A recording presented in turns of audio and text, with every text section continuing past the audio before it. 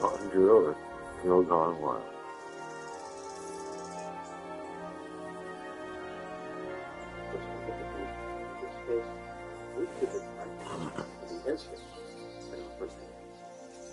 Tiffany Slayton was born on May 15, 1997, and lived in Portland, Oregon. She was raised by her parents, Bobby and Adrena Slayton, who lived in Jeffersonville, Georgia. According to her LinkedIn profile, Tiffany earned a bachelor's degree in nutrition sciences from Purdue University. She worked as a traveling dialysis technician in Portland.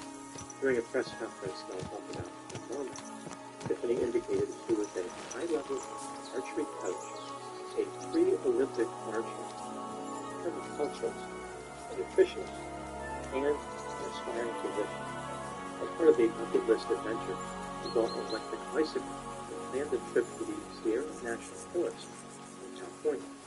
This forest sits on the western slope of the central Sierra Nevada mountains. Now moving to the timeline for the incident. On April 20, 2025, Tiffany Slayton started her camping trip in the Huntington Lake area of the Sierra Nevada. The adventure was supposed to last for 3 days.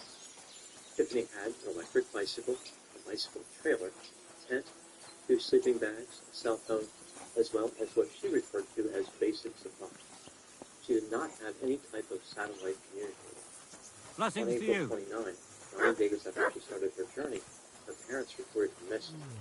The authorities launched a massive search effort Here, to Mutt. find Tiffany.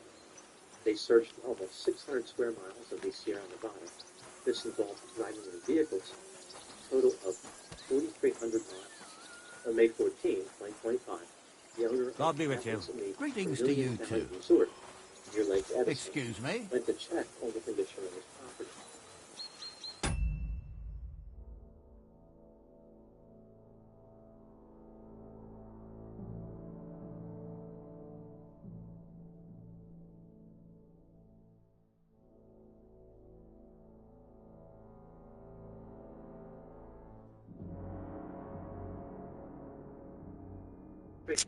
Lake Edison is 13 Right? Ah, Yep. greetings, friend. Greetings to you as well. Yeah, I knew it was something stupid. Police said that Tiffany was in the cabin for about 8 hours. Early onset dementia. She was dehydrated, but otherwise in good condition. Tiffany was unaware of the extensive search effort. On May 16, 2025, President Alan Carroll had a press conference to discuss Tiffany's amazing journey. The sheriff said it was like something that you may see on TV that they would make movies about. Tiffany's journey was an incredible story of perseverance, determination, and survival. Tiffany then took center stage to help with her story and answering questions. She was wearing sunglasses because her eyes were sensitive to being exposed to sunlight. Here is the story that Tiffany supplied. Much of this is paraphrased.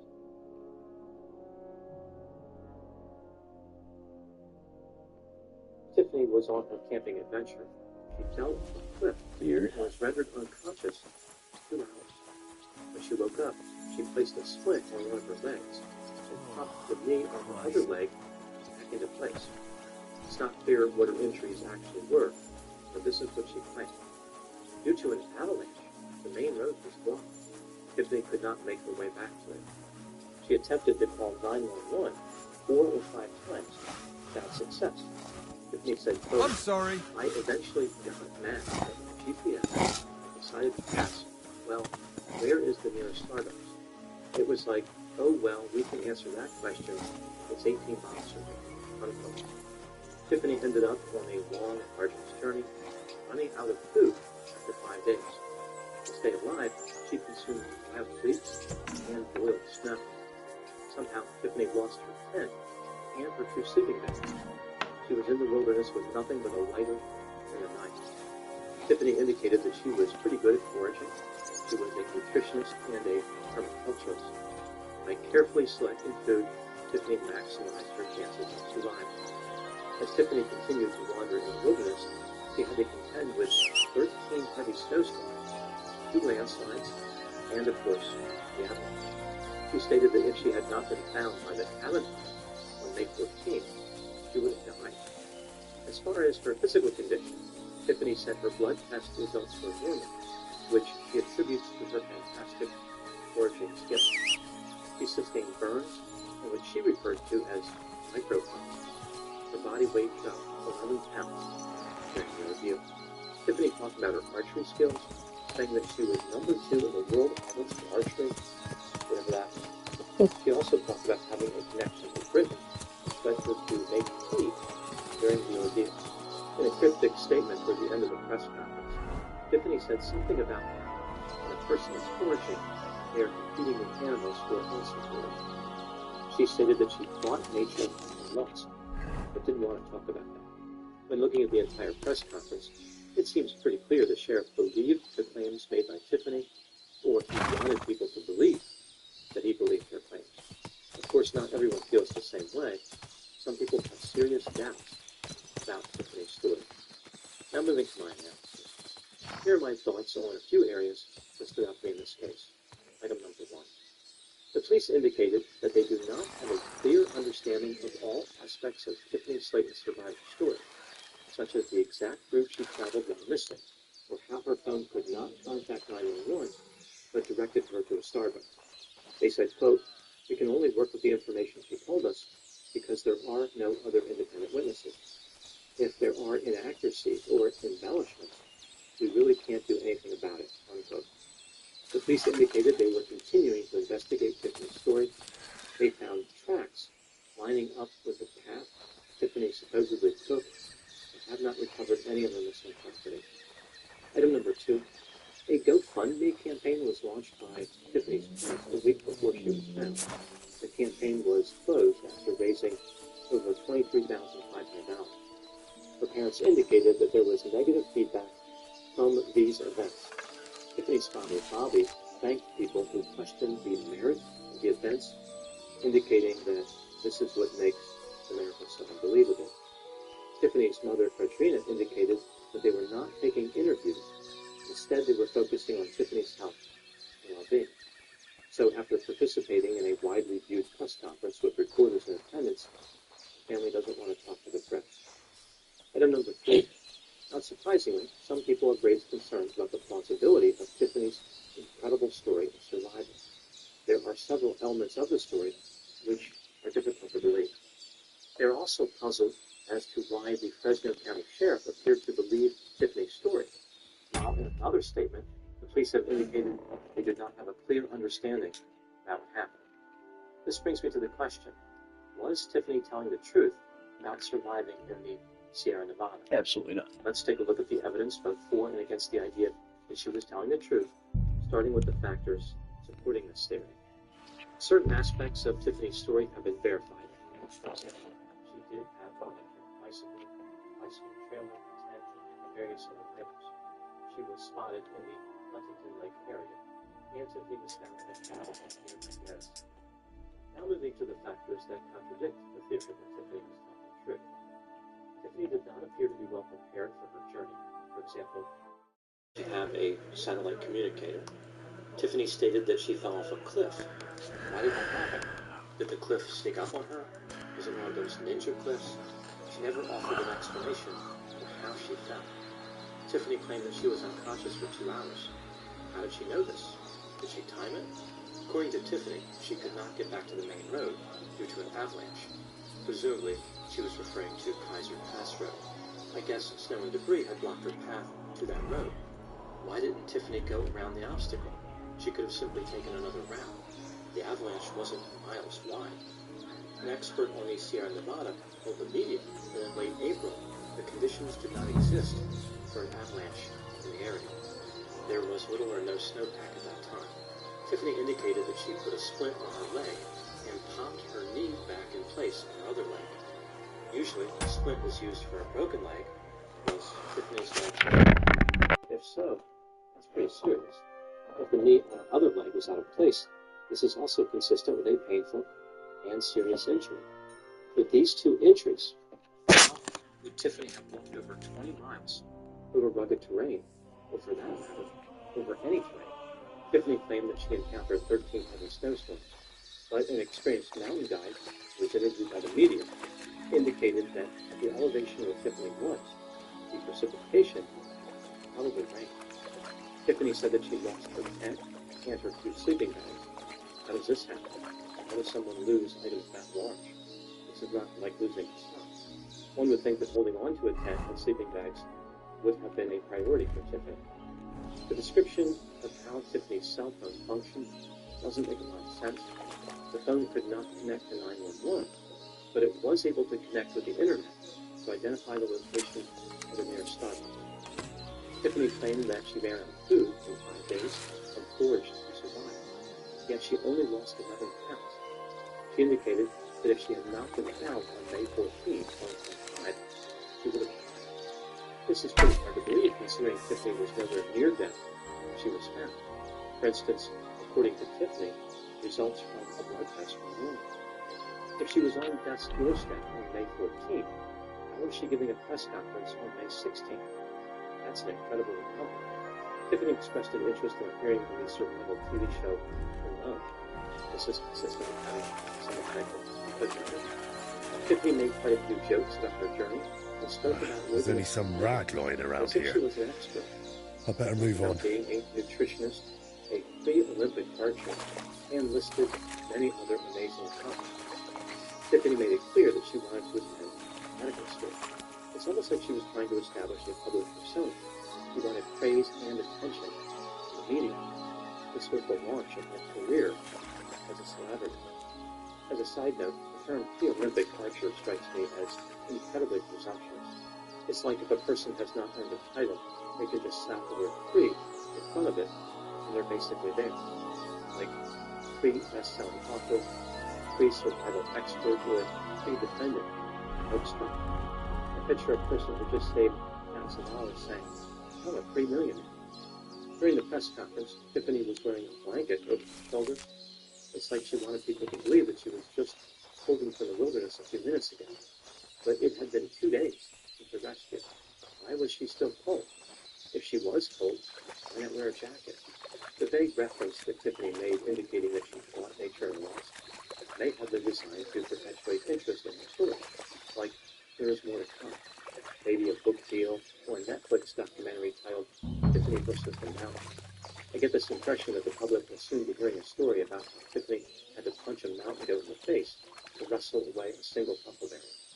And considering all the evidence in this case, do I believe that Tiffany Slayton was telling the truth? In my opinion, no. I do not believe she was telling the truth. Technically, Tiffany's story could be true, but there are many improbable elements of the narrative. The press conference felt more like a skit from Saturday Night Live than a legitimate attempt to inform the public. What do I think happened in this case? This is just a theory, in my opinion. Tiffany may have been looking for some way to impress people or to otherwise put herself on the map. She thought that she could become popular by promoting herself as a wilderness survival hero. She fabricated a dramatic story about how she beat the odds using her incredible skills and abilities. For example, her stamina from being a pre-Olympic archer was unparalleled, and she had superior knowledge about foraging. All her talents just came together and led to a miracle. The story was so amazing, it was unbelievable. Maybe Tiffany was at the cabin where she was found for longer than she indicated. It's worth considering that Tiffany may have told the truth. However, I would be surprised if that was the case. Tiffany's best hope is that the public loses interest in her fantastical story, and she quietly fades into obscurity, leaving only a faint footprint in the soil of internet curiosity. If things go the other way and scrutiny increases, I think she will find herself buried under an avalanche of embarrassment. An obstacle so immense and imposing, getting back to the main road of dignity will be impossible. Those are my thoughts on the case of Tiffany Slayton. Thank you so much for watching. I'll talk to you soon.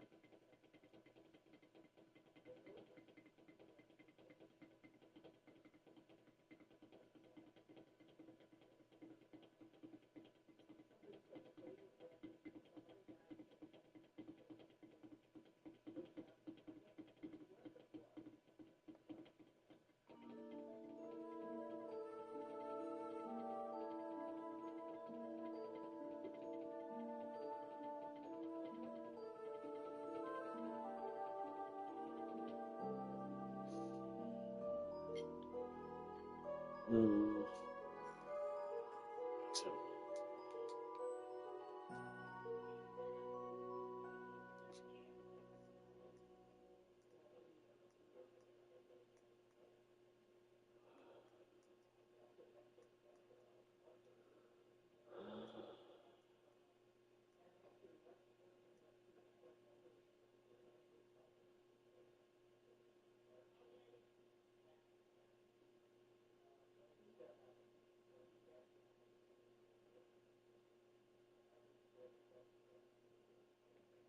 In the wild, anything can happen.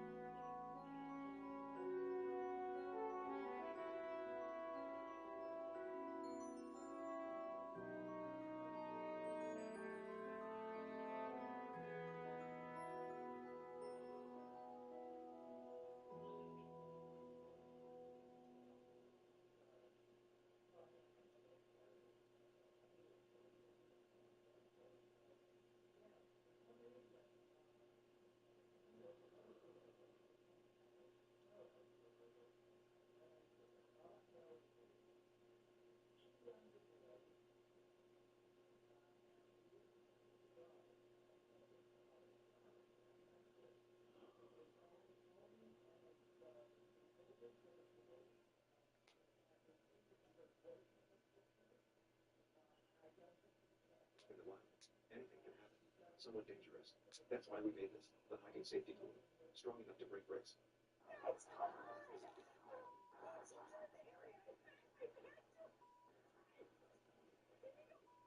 So I doubt she passed the tests. Alright. Yeah.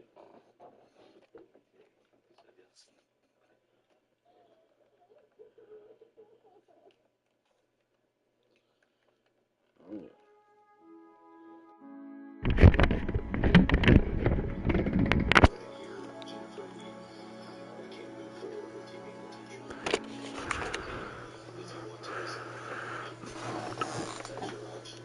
Teachers are entrusted to guide their students down the right path, but what happens when they take a wrong turn? Oh, yeah. We're uncovering the shocking to their own cautionary tale. After Hours, presented by Law and Crime.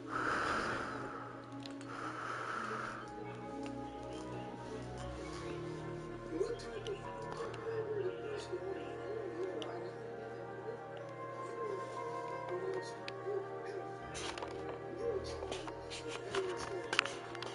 Today's episode in Goodyear, Arizona.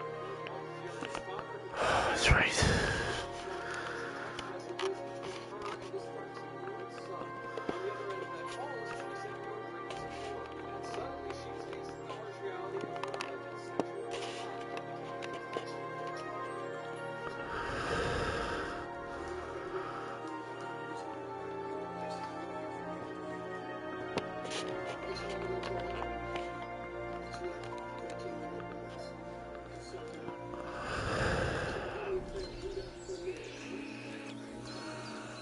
The very next day, the school parents sent their daughter home unsuspecting.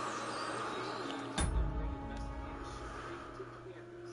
The school alerts them of the situation, which prompts immediate investigators on school grounds.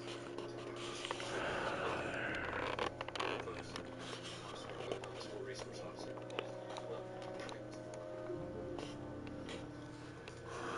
Just grab a couple more chairs for us. There we go.